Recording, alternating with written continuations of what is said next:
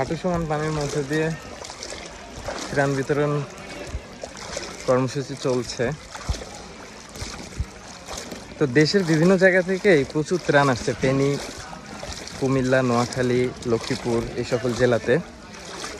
কিন্তু প্রধান যে সমস্যা সেটা হচ্ছে অধিকাংশ ক্ষেত্রে ত্রাণগুলো রাস্তা বা বিভিন্ন আশ্রয় ক্যাম্প যেগুলো আছে ওখান থেকেই বিতরণ হয়ে যাচ্ছে, যার ফলে এই যে আপনারা দেখতে পাচ্ছেন খুবই প্রত্যন্ত গ্রাম, এখানে হাঁটু সমান পানি, কিছু কিছু জায়গায় বুক সমান পানিও আছে।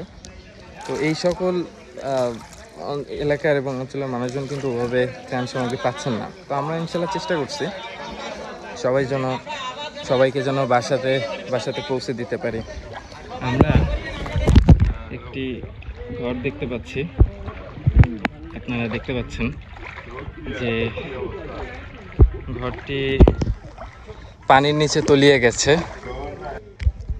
তো সব মিলিয়ে এখানকার মানুষজন খুবই সমস্যায় আছেন। আপনারা জানেন গ্রামে অধিকাংশ ক্ষেত্রে পারিবারিক কবরস্থান থাকে, বাসার পাশেই প্রিয়জনকে কবরস্থ করা হয়ে থাকে।